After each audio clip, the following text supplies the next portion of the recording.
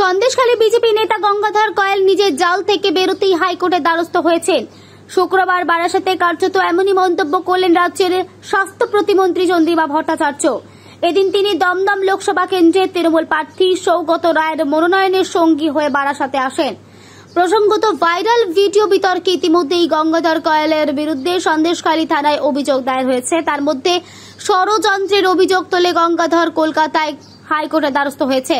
সে ব্যাপারে প্রশ্ন করতেই চন্দ্রিমা বলেন, সন্দেশখালীর মহিলাদের সম্মান নিয়ে গঙ্গাধর অনেক কিছু বলেছেন, তাতে তিনি বিরোধী দলনেতা শুভেন্দু অধিকারীর নামও বলেছেন।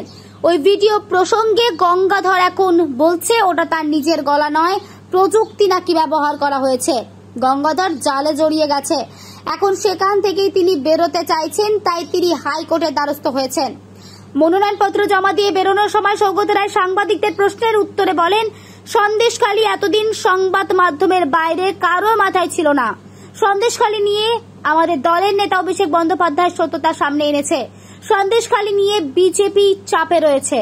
দেখুন বিস্তারিত। কি হবে তাহলে? হাইকোর্টে মামলা করার সকলেরই অনুমতি আছে, এটাকে নতুন করে অনুমতি দিতে হয় না। যে কোনো নাগরিক গিয়ে যেখানে তার যদি বিচার চাইতে চায় সেটা করতে পারে এবং হাইকোর্টেও যেতে পারে, যাবে। এর সাথে হাইকোর্টের কি সম্পর্ক? যা অনুমতি দিয়েছে শুনবে, যেদিনকে হবে সেদিন হবে। কিন্তু উনি যে করেছেন উনি তার থেকে তো বেরিয়ে আসতে পারবেন না, কারণ ওনার কোনো নেতা বলেনি।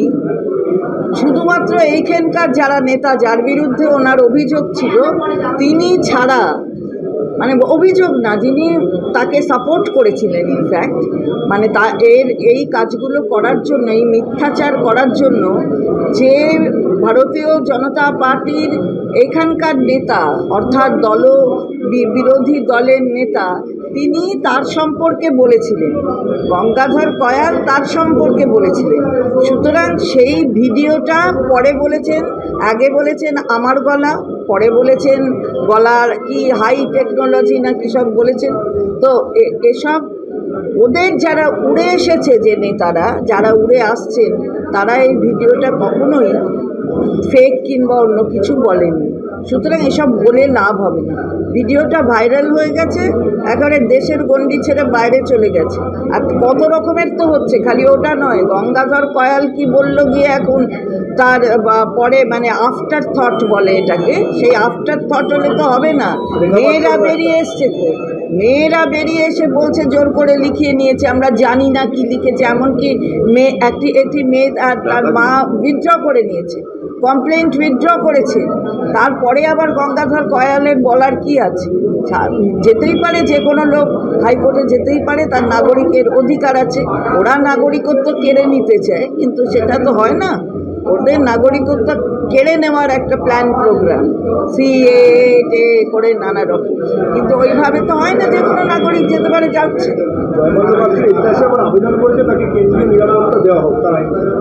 কেন, তার কি নিরাপত্তার অভাবটা হলো কোথায়?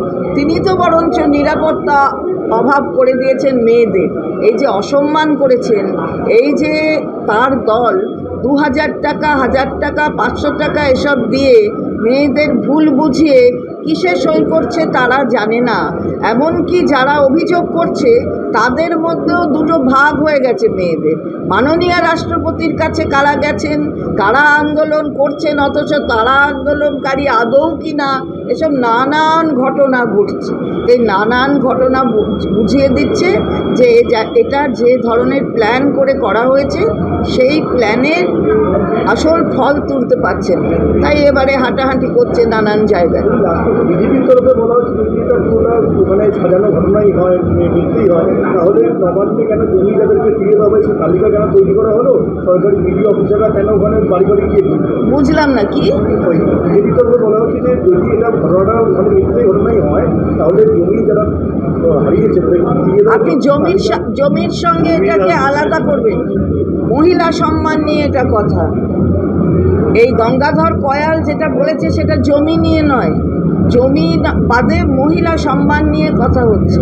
জমিতে যদি কেউ কিছু করে থাকে হবে, কেউ অপরাধ করলে আমরা তো তাকে রেহাই দিইনি। সুতরাং মমতা বন্দ্যোপাধ্যায়ের হাতে যে দপ্তর রয়েছে, অর্থাৎ এখানকার যে স্বরাষ্ট্র দপ্তর, পুলিশ মন্ত্রী, পুলিশের মাথায় আছেন তিনি, তো এখানে সেখানে কিন্তু পুলিশ গিয়েই কিন্তু ধরে এনেছে। তাহলে আপনি কি বলতে চান এতদিন ইডি সিবিআই ঘুরলো, তারা জানতো না কোথায় কি আছে? পুলিশকে গিয়ে ধরে আনতে হলো, পুলিশ জানে কোথায়, আর বলছে আবার পুলিশের নামেই নানা রকমের কথা। সুতরাং এটার সাথে মহিলা সম্মানটাকে এক করে দেবেন না। মহিলাটা আলাদা, এটা আলাদা। কেউ অন্যায় করে থাকলে তার বিচার হবে, সে শাস্তি পাবে। তৃণমূল কংগ্রেস কখনো তার সঙ্গে পাশে দাঁড়িয়ে তাকে সমর্থন করে। Bureau report, news 24x7 TV. মুহূর্তের খবর হাতের মুঠোয়।